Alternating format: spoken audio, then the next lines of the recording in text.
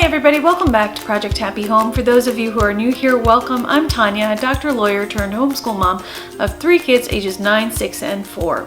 If you're interested in videos about secular homeschooling, raising a child with ADHD, or living a more essentialist lifestyle, you've come to the right place, so be sure to hit that subscribe button down below. In today's video, I'll be telling you about my 6-month update. So it's my July update to my no-buy year, which has been going remarkably well, you guys. I have bought no new clothes this year, not for vacations, this one or the last one. I have severely, drastically reduced my book buying. As you know from previous videos, I have bought some books, but I mean, it's a handful, I think, well under 10.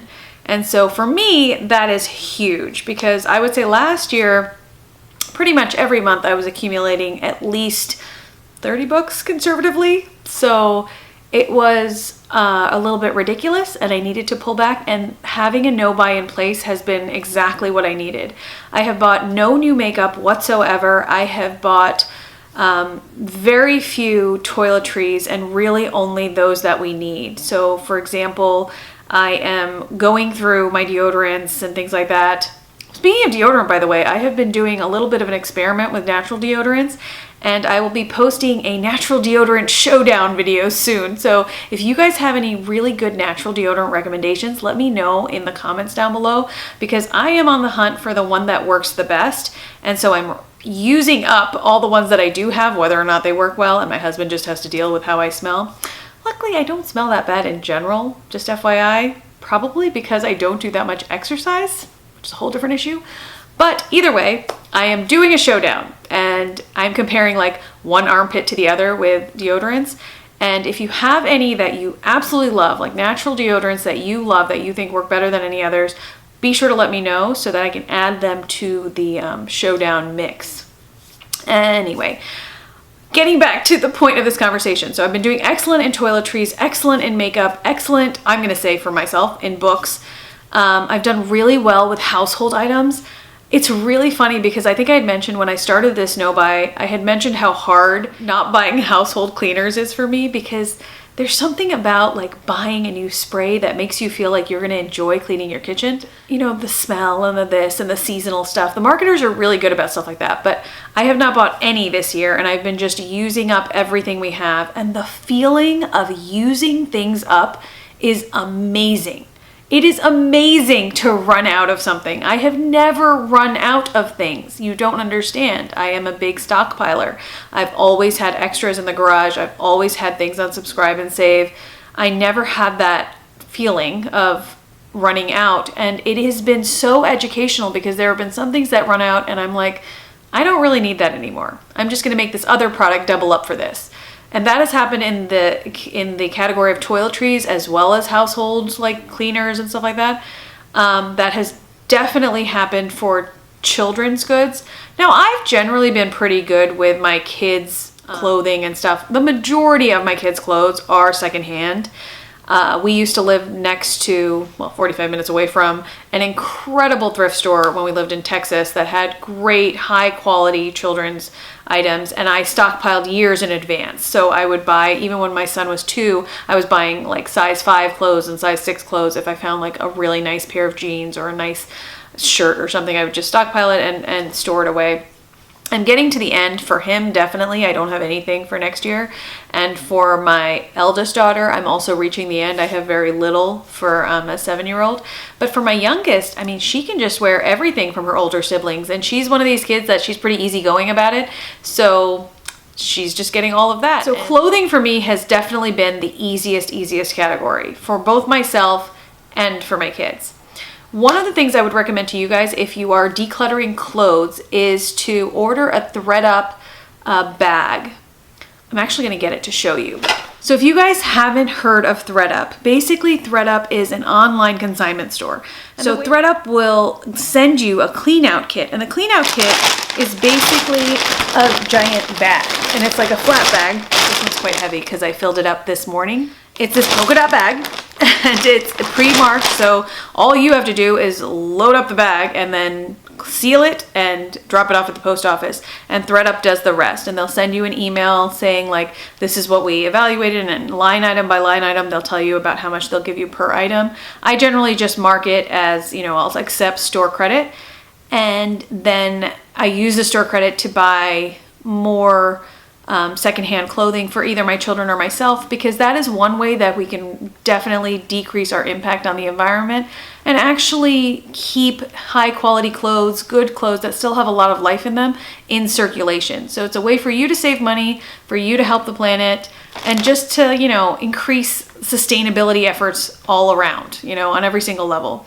And if you don't feel like you want to use secondhand clothing, go ahead and donate your bag. You know, that's a great way of just helping out other people and donating to charity while also getting things out of your house. So I love the back of this bag, by the way. It has all these inspirational messages on it. So this bag likes long walks on the beach, is designed in San Francisco, promotes sustainability, will make you and us smile, donates to charities, is easy to use, cleans out closets, passes joy. This bag does good, saves time, is not a toy, makes money, has polka dots, supports kids, shares clothes, conserves water, is mom approved, can be recycled, puts the toilet seat down, is better for you than kale, and wonders why you're still reading. So I think it's just a really easy way of cleaning out your closet, getting things out of your house, and helping the planet and the world at the same time. So I really enjoyed ThreadUp. If you've had an experience with them, let me know in the comments down below what you think.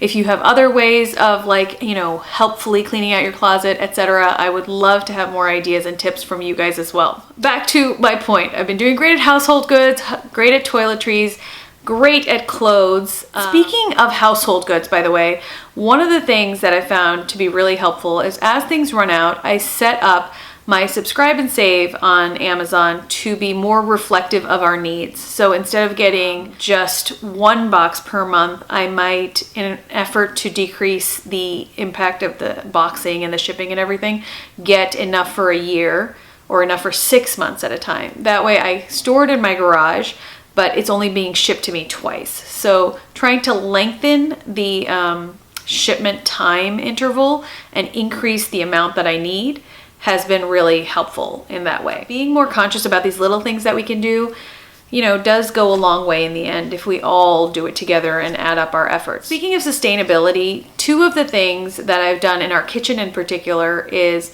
one, I have replaced our sponges. We ran out of all of our regular sponges, like those blue sponges, you know, that everybody uses in the kitchen. So I replaced them with like these little silicone sponges. So these little silicone sponges, I got this one at the Target dollar spot. I've seen them in like packs. I think this one came in a pack of 2.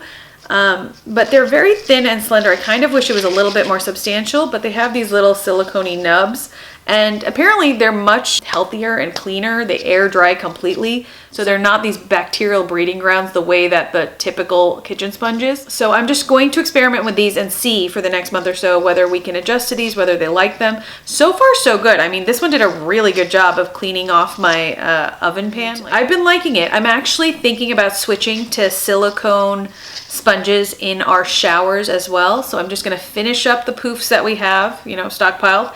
And once we finish up those little polyester poofs, I'm going to try to switch to something that resembles this more, because these you can just put in the top rack of the dishwasher every single day and they are perfectly clean. And this one doesn't look any worse for the wear after a week. So I'm curious to see how long they'll last and how they do, but I will update you in my next no-buy video. Another thing that we do for sustainability is just use cloth in the kitchen. We have a paper towel roll, and that is reserved for seriously like unwash-outable messes. You know, something where you just can't wash this out of a cloth, or something where I feel like a paper towel is needed here. So I like having paper towels on hand.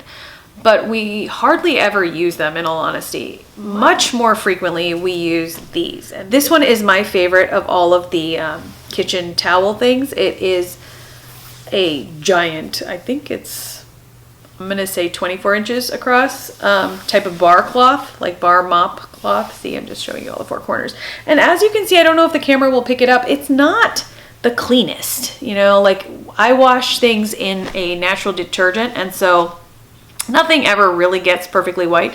If you guys have natural detergent options, by the way, that actually make your whites perfectly white again, let me know that in the comments down below too. In general, I use Nellie's or Puracy, and neither one of them makes everything completely white. That's not really a huge concern of mine. It's basically just socks and these towels that we have. These are really thin cotton. They're really sturdy and strong. They do a great job being just like placemats, napkins, wash the countertops, wash the windows. There's no lint or residue. I love them. I bought them in a giant pack. I will link it down below. I bought these from Amazon. These are at least 3 years old. I mean, like I said, they're getting a little bit dingier. I don't really care about that. I keep them folded in a basket on our kitchen counter, and we go through about 10 to 12 of them a day. I just toss them into the hamper in the laundry room, and whatever load of laundry I am doing that day, I just toss in whatever towels we've used, and then the basket continuously gets replenished. I really love having a sustainable, strong, effective just kitchen towel. We use these for everything. These are our like the kitchen towels that hang at the sink, the kitchen towels the kids use at the table, the kitchen towels that I use to wipe up everything. The white ones are the ones that I use in the kitchen. So they're all food safe, basically. I know that whatever it's been used for has been for one purpose. And for the bathrooms, I have a different color entirely just because I'm a little squeamish about that. And I like to keep bathroom stuff and kitchen stuff separate. So I have other towels for the bathroom, but I love these. I think they're great. The kids play with them all the time. You know, there's no fussiness about them. And they're so gigantic and enormous that, you know, you feel really lovely about cleaning with them. You can use different corners for different things. I know I'm waxing on, but I really, really love them. I will link them down below. So that's my update, you guys. Everything's been going really well. We recently went on vacation again, and I, again, didn't buy anything. No souvenirs, no nothing. We just, you know, had a great time in the mountains of North Carolina.